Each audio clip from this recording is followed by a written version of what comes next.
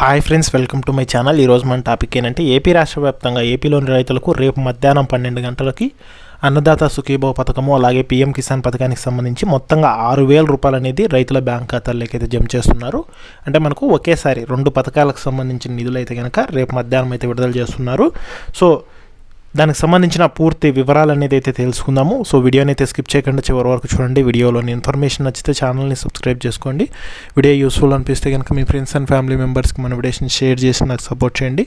Videos చూస్తున్నారు కానీ like చేయట్లేదు, మీరు ఎన్ని లైక్ చేస్తే నాకు అంత సపోర్టివ్గా ఉంటుంది, వీడియో కూడా ఎక్కువ మందికి చేరుతుంది.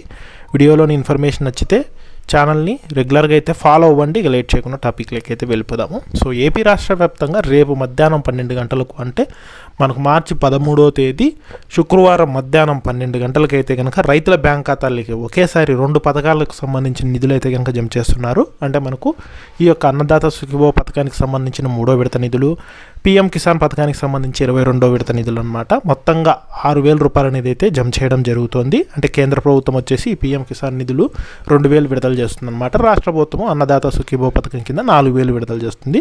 సో ఒకే రోజునైతే కనుక మనకు విడుదల చేస్తున్నారనమాట. సో రేపు మధ్యాహ్నం 12 గంటల పైన అయితే కనుక ఈ పథకానికి సంబంధించిన నిధులు ఒకేసారి అయితే జమ కానున్నాయన్నమాట. అందులో భాగంగా చూసుకుంటే మనకు కేంద్ర ప్రభుత్వం పీఎం కిసాన్ పథకం ద్వారా సంవత్సరానికి 6,000 రూపాయలను 3 విడతల్లో అయితే ఇస్తుంది. ఒక్కొక్క విడతకు గాను 2,000 అయితే జమ చేయడం జరుగుతుంది. ఇక రాష్ట్ర ప్రభుత్వం చూసుకుంటే కనుక 14,000 అనేది 3 విడతల్లో ఇస్తుంది. ఈ 2 పథకాల ద్వారా సంవత్సరానికి 20,000 రూపాయలు అనేది రైతుల బ్యాంక్ ఖాతాల్లోకి అయితే జమ చేస్తారనమాట.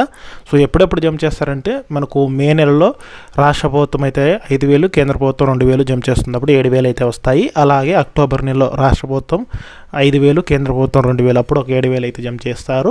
ఇక ఫిబ్రవరిలో అయితే కనుక రిమైనింగ్ 6,000 రూపాయలు అనేది అంటే 4,000 రాష్ట్ర ప్రభుత్వం, 2,000 కేంద్ర ప్రభుత్వం అయితే కనుక జమ చేస్తుంది.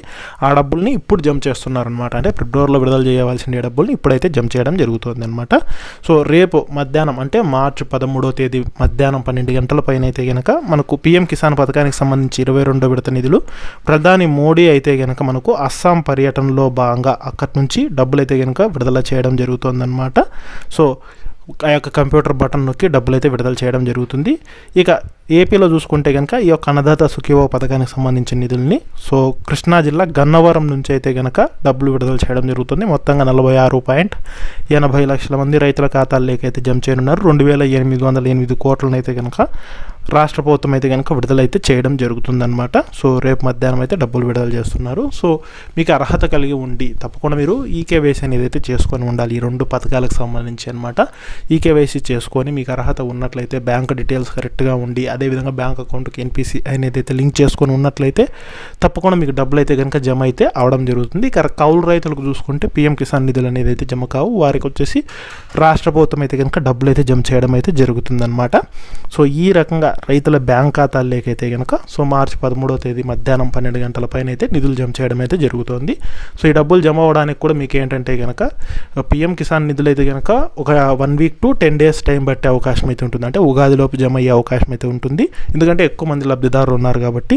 ఇక అన్నదాత పథకానికి సంబంధించిన నిధులు అనేది అయితే కనుక 3 నుంచి 5 రోజుల్లోపు అంటే బ్యాంక్ వర్కింగ్ డేస్లో జమ అయ్యే అవకాశం అయితే ఉంటుందన్నమాట. సో ఈ రకంగా రైతుల బ్యాంక్ ఖాతాలకు జమ చేయనున్నారు. సో ఆ పథకానికి సంబంధించి డబ్బులు విడుదల చేసిన వెంటనే పేమెంట్ స్టేటస్ ఎలా తెలుసుకోవాలనేది కూడా నెక్స్ట్ వీడియోలో చెప్తాను.